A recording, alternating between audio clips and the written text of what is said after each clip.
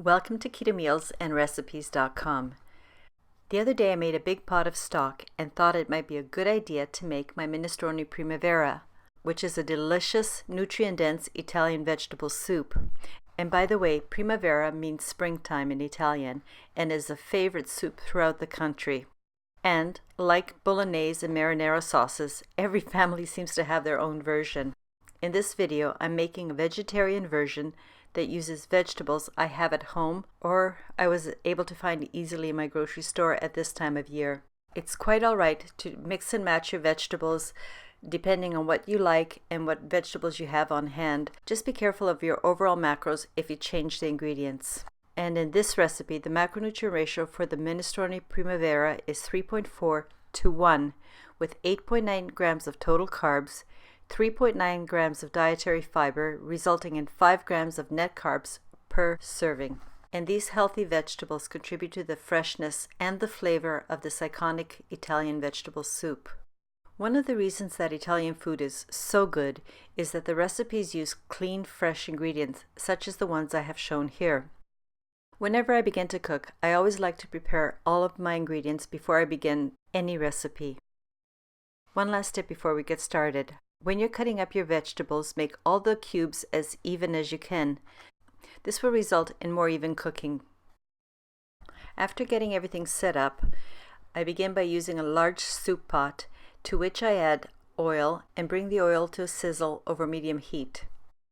Next, I toss in the onions and garlic and the celery and carrots. Then give this a quick stir. After which, I toss in my softened hazelnuts or filberts. It's a good idea to soak your hazelnuts for at least 24 and up to 48 hours. It depends how soft you want your filberts to be in the final soup. And saute until the onions start to get translucent and you can just start to smell the vegetables. That usually takes about 5 minutes. The reason for lightly sauteing the onions in particular, it brings out the flavor of the vegetables and removes the acrid onion taste and brings out the sweeter taste of onions. And when you see your onions are starting to get translucent, add the tomato paste and stir into the vegetables. And then continue cooking for 1 more minute. Make a little clearing in the center, add the red wine, stir, and cook for a couple minutes to allow the alcohol to evaporate. But if you don't want to use alcoholic wine, you can substitute with red wine vinegar. Next, add your seasoning, the salt and pepper, and the dry basil. And also toss in your zucchini and asparagus pieces. And at this point, it's also a good idea to add the Parmesan cheese rind. That's if you have it.